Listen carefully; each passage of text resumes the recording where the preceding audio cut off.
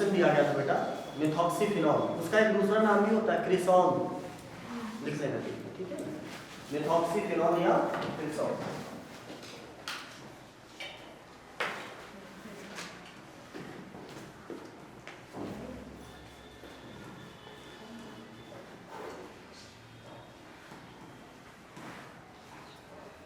ठीक है, ये ऑर्थो है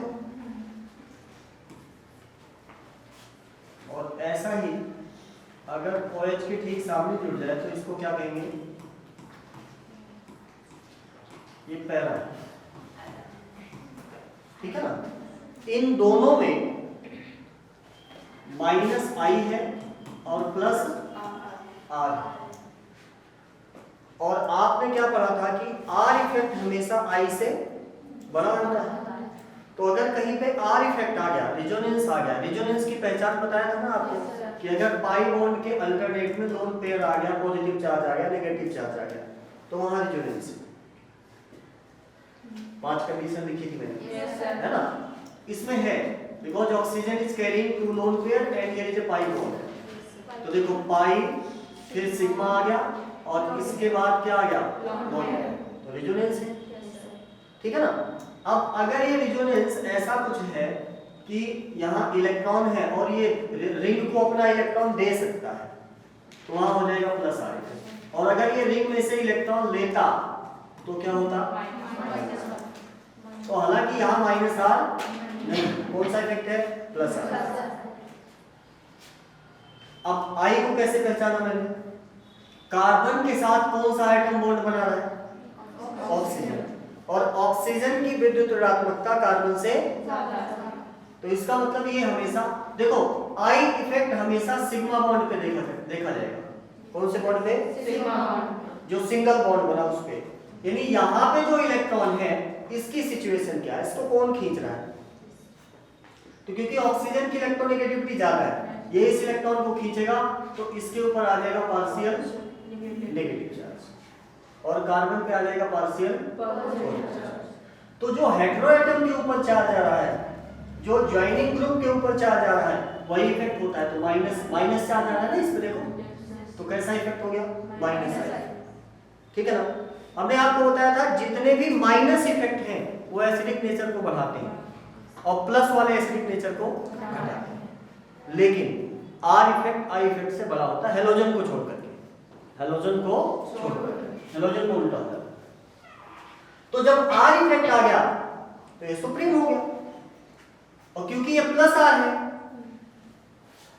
तो इसका मतलब ये क्या करेगा, ये एसिडिक स्ट्रेंथ को घटाएगा, एसिडिक स्ट्रेंथ को क्या कर देगा, ऐसे इसमें भी एसिडिक स्ट्रेंथ क्या हो जाएगी। लेकिन जब हम बात करते हैं मेटाक्रेसॉल की, यानी मेटामेथॉक्सीफिनॉल की,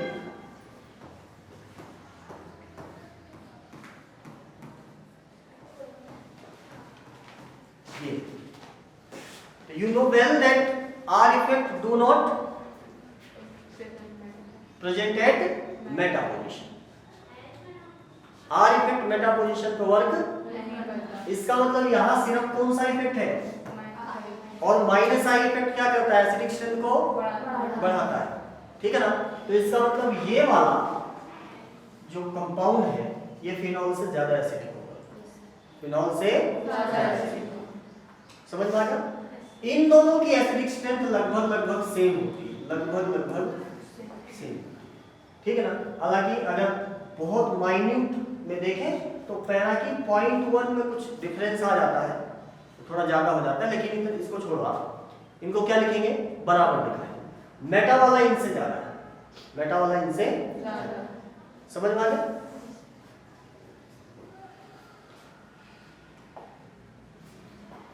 आज हम अगली टाइप की रिएक्शन शुरू करेंगे, ऑक्सीकरण, अल्कोहल का ऑक्सीकरण।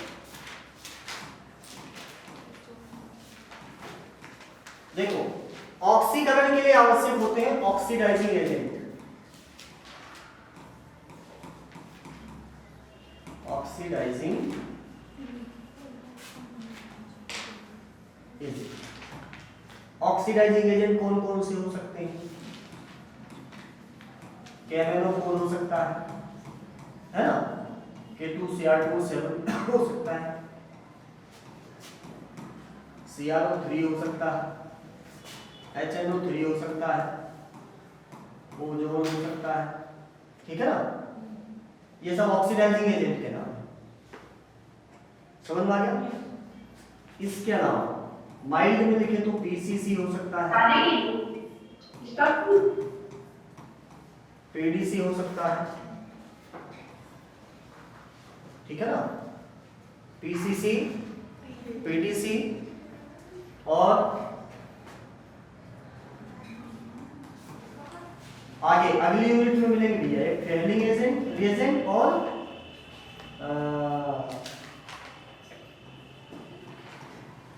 NaOH प्लस I2 है ना।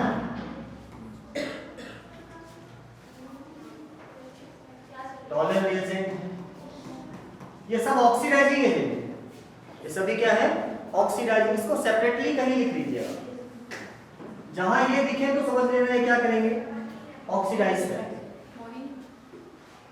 ठीक है, समझ में आ गया। अब जब हम अल्कोहल का ऑक्सीडेशन करते हैं, और भी हैं कहीं, ये सोचो इतने ही है, ठीक है, ये तो मैं मोस्ट कॉमन बता रहा हूं जो ज्यादातर आपको मिलेंगे। अब सुनिए, अगर मान लीजिए CH3 CH2OH, ये प्राइमरी अल्कोहल है, CH3 ये हमारा सेकेंडरी अल्कोहल, क्या है सेकेंडरी। अगर इनका हम ऑक्सीडेशन कर दें किसके साथ, मान लीजिए KMnO4 के साथ, ठीक है ना, पोटेशियम परमैंगनेट के साथ, तो ये पहले बनेगा एल्डिहाइड, प्राइमरी से क्या बनेगा एल्डिहाइड, लेकिन फाइनली ये बन जाएगा एसिड, फाइनली किस में कन्वर्ट हो जाएगा एसिड। ये एक सीरीज होती है, इसको मैं अभी लिख दूंगा, उसको लिख लेना कहीं पे और वो बिल्कुल रट लेना, ऑक्सीडेशन की सीरीज है, ठीक है। और इसको जब हम करते हैं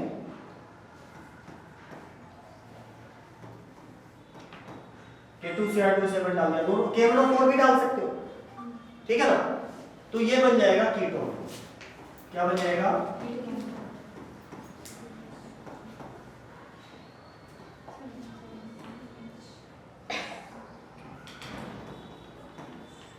और कीटोन का ऑक्सीडेशन आगे मुश्किल हो जाता है, ठीक है ना। तो अगर मान लीजिए आपको अल्कोहल से ऑक्सीडाइज करके क्या बनाना है एल्डिहाइड, तो आपको ये नहीं यूज करने पड़ेंगे, ये तो एसिड बना देंगे, फिर आप क्या यूज करेंगे PCC, क्या यूज करेंगे PCC या PDC, ठीक है ना। अगर एल्डिहाइड पर ही रुकना है तो ये नोट करो, फिर आगे कर लिया बेटा।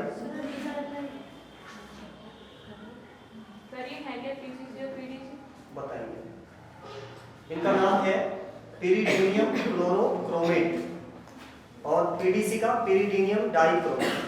अच्छा, तुम में से किसी ने आज तक पिरिडीन का नाम सुना है? बायो वालों ने सुना होगा, है ना, सब्स्टिट्यूटेड बेंजीन होता है इस तरीके से, ठीक है ना, इसको हम क्या कहते हैं पिरिडीन। इसके साथ क्रोमिक एसिड की रिएक्शन करवाते हैं इन प्रेजेंस ऑफ HCl, तो पिरिडीनियम क्लोरोक्रोमेट बन जाता है, ठीक है ना, वो एक ऑक्सीडाइजिंग एजेंट।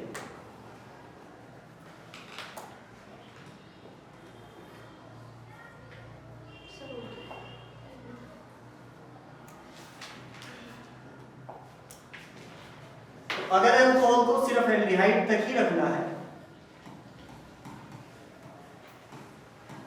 प्राइमरी अल्कोहल को, तो इसमें क्या डालेंगे आप PCC, ठीक है।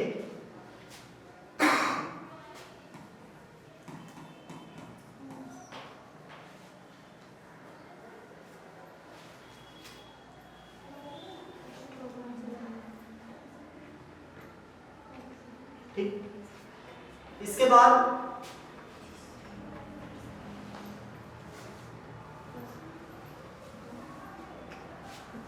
एक बहुत ही इंपॉर्टेंट रिएक्शन है, रिएक्शन विद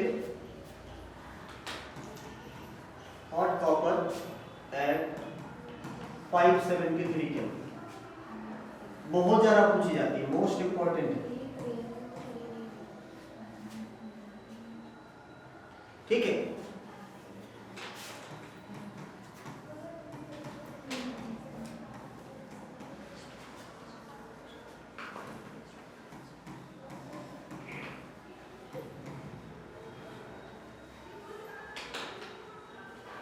ये भी ऑक्सीडाइजिंग एजेंट है तो एल्डिहाइड बनाएगा, प्राइमरी अल्कोहल से क्या बन जाएगा, एल्डिहाइड। और अगर सेकेंडरी अल्कोहल होगा तो कीटोन।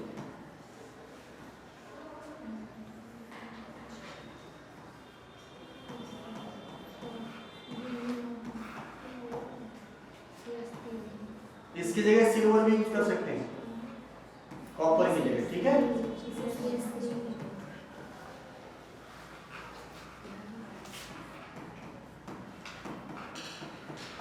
क्या बन जाएगा,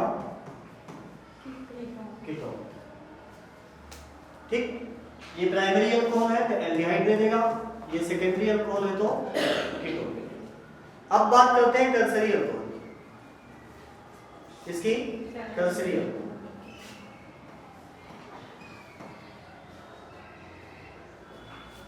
ठीक है ना, इस अभिक्रिया को एक नाम दिया जाता है विहाइड्रोजनीकरण।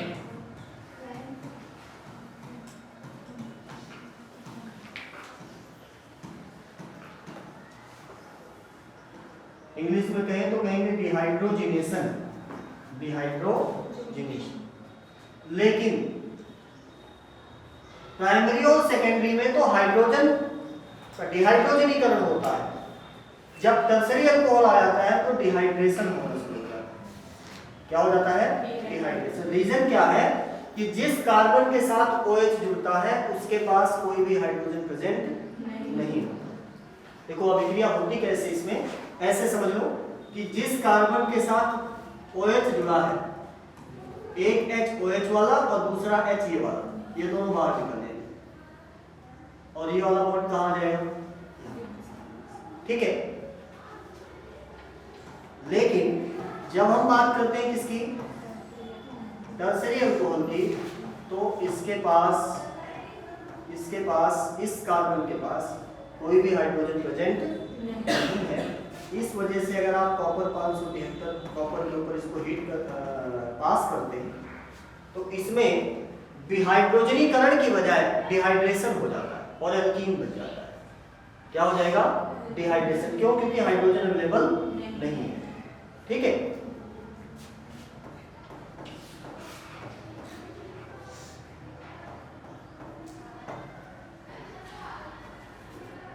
देखो एक बार इधर देखिए, यहां से OH जाएगा और बगल वाले कार्बन से क्या जाएगा, हाइड्रोजन, एल्कीन बन गया। क्या बन गया, एल्कीन। इसका IUPAC नेम क्या लिखो, 2-मेथिल प्रोपीन। क्या बन गया, 2-मेथिल प्रोपीन।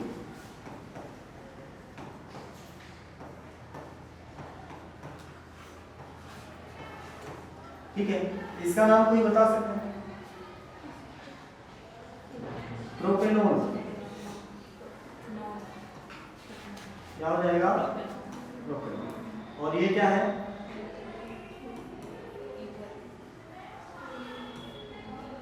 इथेनॉल। ठीक है, IUPAC नेम। और अगर कॉमन कहें तो ये एसीटल्डिहाइड बन गया, ये एसीटोन बन गया और ये तो 2-मेथिल प्रोपीन।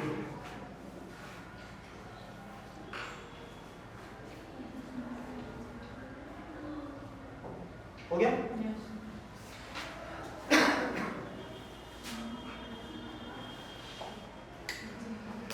देखो एक सीरीज याद कर लो बेटा, कभी भी अगर एल्कीन का ऑक्सीडेशन किया जाता है, एल्कीन का क्या किया जाता है, ऑक्सीडेशन, तो मोस्टली क्या बनेगा, एल्कोहल। एल्कोहल का ऑक्सीडेशन करें तो क्या बनेगा, एल्डिहाइड या कीटोन। ठीक है ना। और एल्डिहाइड कीटोन का ऑक्सीडेशन करें तो क्या बन जाएगा? Carboxylic acid. इसके आगे ऑक्सीडेशन नहीं होता, इसके आगे फिर वो एक तरीके से इसके लिए दूसरा टर्म यूज किया जाता है, बर्निंग। ठीक है ना? और ज्यादा ऑक्सीडाइज करने का मतलब आपने इसको बर्न कर दिया। और किसी भी ऑर्गेनिक कंपाउंड को जब बर्न किया जाएगा तो क्या बनेगा? Carbon dioxide and water vapours. अब जब आपने ऑक्सीडाइज किया किसको? अल्कोहल को, तो क्या बना? एल्डिहाइड या कीटोन। लेकिन अगर आप स्ट्रॉन्ग ऑक्सीडाइजिंग एजेंट यूज कर लेंगे तो ये एल्डिहाइड और कीटोन फिर किसमें कन्वर्ट हो जाता है? Acid direct. ठीक है ना?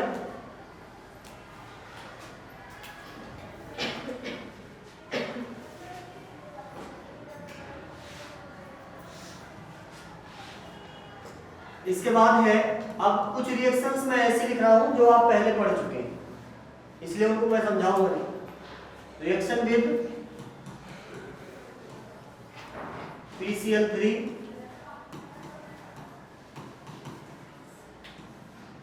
PCl5 कहां पढ़ा था इसको आपने? एल्डोएल्केन बनाते समय, एल्डोएल्केन बनाते समय RH प्लस PCl3। ठीक है, मैंने बताया था ना, फास्फोरस को क्या पसंद है? ऑक्सीजन। फास्फोरस को क्या पसंद है? ऑक्सीजन। इसको जहां भी ऑक्सीजन मिलता है ऑक्सीजन विड्रॉ कर देता है। ठीक है ना? और बदले में क्या देगा? R को क्लोरीन। R से क्या देगा? OH। और R को क्या देगा? क्लोरीन। तो HCl बन गया, प्लस बन जाएगा H3PO। ठीक है, PCl5 के साथ क्या होगा?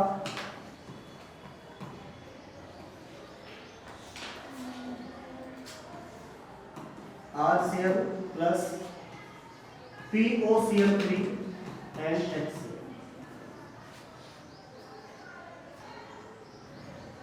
SOCl2 के साथ, ये मैंने वहां पे बॉन्डिंग वगैरह दिखा के कट करना बताया था, कैसे कैसे याद करना, पीछे देख लेना।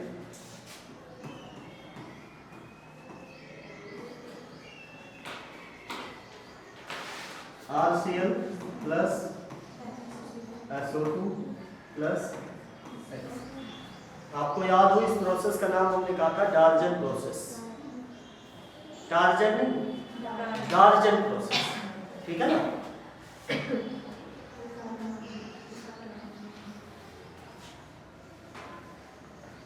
इसके बाद बच्चों डिहाइड्रेशन ऑफ अल्कोहल।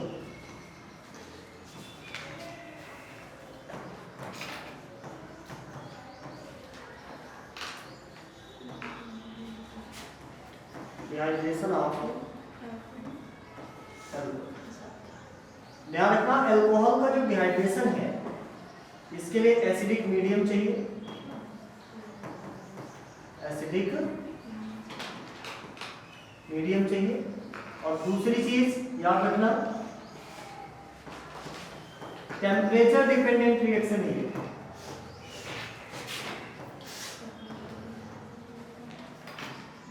ठीक है ना? अगर साइंटिफिक लैंग्वेज में बोले तो हम कहेंगे थर्मोडायनेमिकली कंट्रोल्ड रिएक्शन। ठीक है ना? मतलब इसमें रिएक्शन सेम होती है, अगर आपने टेम्परेचर चेंज कर दिया तो प्रोडक्ट चेंज हो जाएगा। ठीक है? और इसकी क्रियाविधि डिहाइड्रेशन को क्या कहते हैं? निर्जलीकरण। हिंदी में क्या? अल्कोहल का निर्जलीकरण।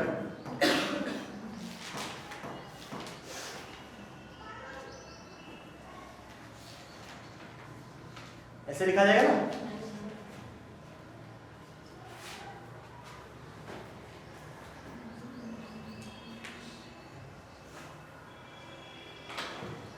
चले आगे।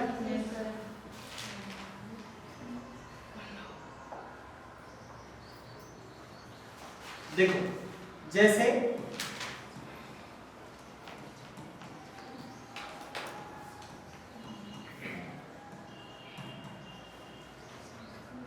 इथेनॉल, क्या है? इथेनॉल।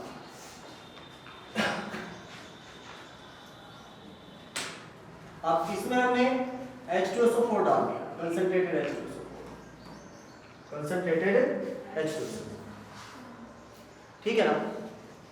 इसके बाद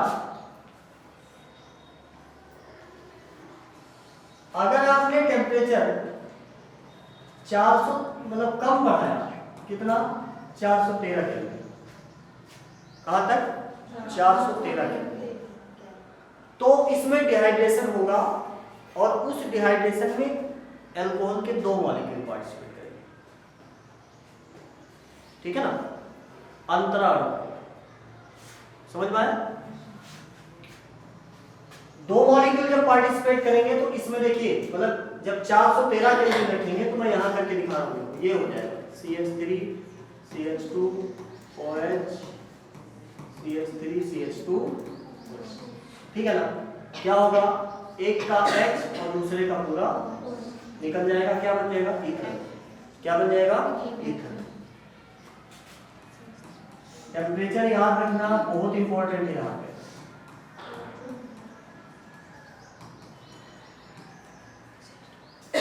अच्छा, इसी सिचुएशन अगर आपने 433 केल्विन टेम्परेचर कर दिया, 433 केल्विन, 443 केल्विन कर दिया,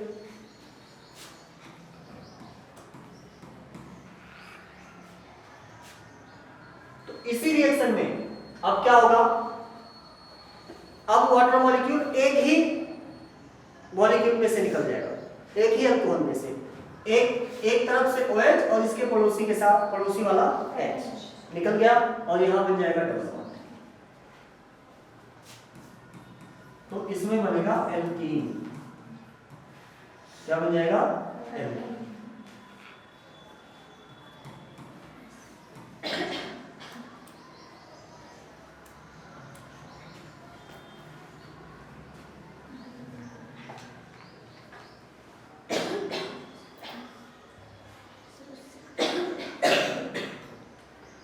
फिर से लिखें या लिखो?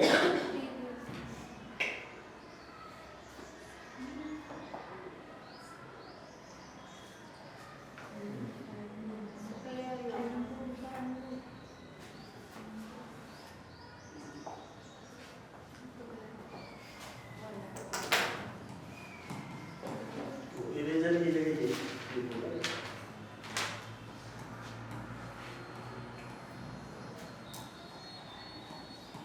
क्या डाला था? कंसंट्रेटेड। 2 कंडीशन बताई, चलो 413 को बताना, क्या बना था? Ether CH3 CH2O CH2 CH और 433 पे CH2 डबल बॉन्ड, मतलब एक में एल्कीन बन रहा है और दूसरे में ईथर, ठीक है ना। समझ में आया? हाई टेम्परेचर पे क्या बनेगा? एल्कीन, लो टेम्परेचर पे क्या बनेगा? ईथर, ठीक है। इसकी क्रियाविधि आती है, बहुत इंपॉर्टेंट है।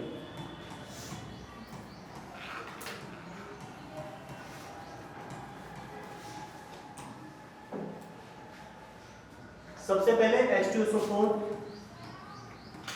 से H पॉजिटिव रिलीज होगा,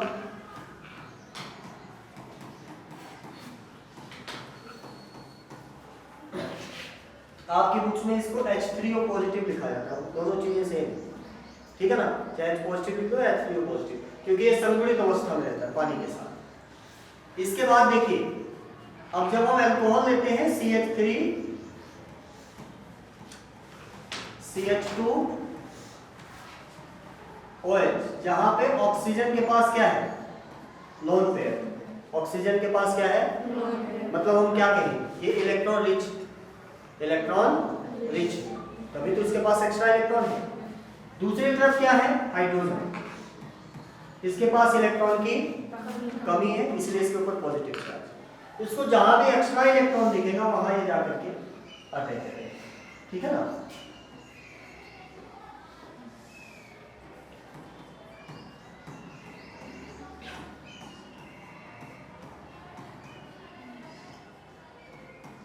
इस तरीके से ऑक्सीजन पे क्या आ जाएगा, पॉजिटिव, ठीक है। अब सुनो भी, अगर टेम्परेचर हाई रहता है, लिखना बंद कीजिए, यहां ध्यान से देखिए, अगर टेम्परेचर हाई दे दिया, हाई टेम्परेचर का मतलब you are providing large amount of energy and this energy can easily break the bond. ये एनर्जी क्या करती है, इस बॉन्ड को आसानी से तोड़ देती है, ठीक है ना। और दूसरी सिचुएशन है, अगर आपने टेम्परेचर लो रखा तो इस बॉन्ड को तोड़ने के लिए किसी एक्सटर्नल फैक्टर की भी आवश्यकता पड़ेगी। समझ में आया? यही दोनों, टेम्परेचर का यही रोल है यहाँ। अगर आपने टेम्परेचर हाई कर दिया तो जैसे ही ऑक्सीजन पे पॉजिटिव चार्ज आया, तुरंत ये बॉन्ड क्या हो जाएगा, ब्रेक डाउन। और जब ये बॉन्ड ब्रेक डाउन हो जाएगा तो इस वाले कार्बन पे, जो ऑक्सीजन कैरिंग कार्बन था, फंक्शनल कैरिंग कार्बन था, उस पे पॉजिटिव चार्ज आएगा, ठीक है ना।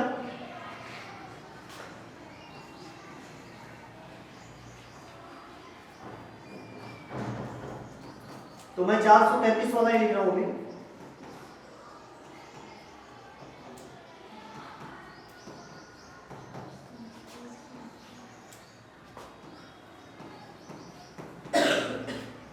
अब इसके ऊपर पॉजिटिव चार्ज था तो ये बॉन्ड क्या हो जाएगा, टूट जाएगा, क्योंकि आपने टेम्परेचर मतलब एनर्जी इसके पास ज्यादा है। तो अब ये बन गया एक कार्बोकेटाइन। क्या बन गया, कार्बोकेटाइन, ठीक है।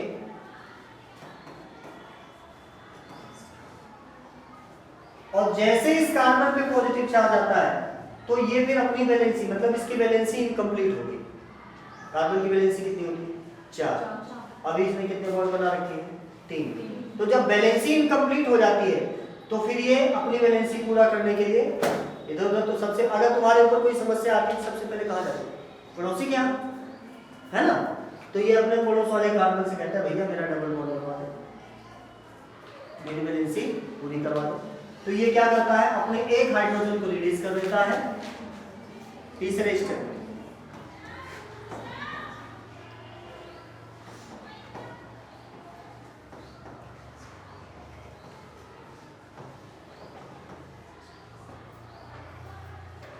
यहां से हाइड्रोजन रिलीज हो जाएगा और ये बन जाएगा CH2 डबल बॉन्ड CH।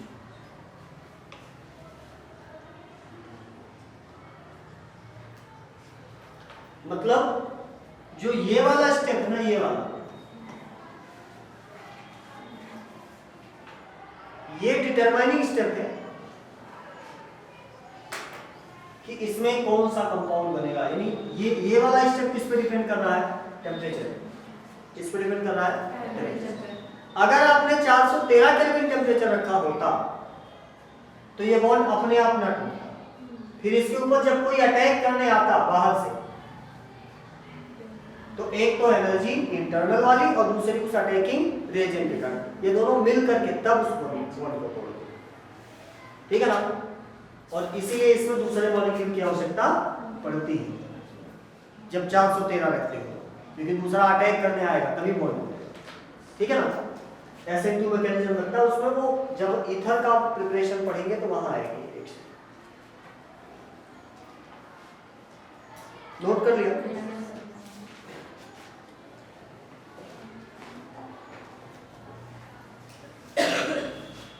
इसमें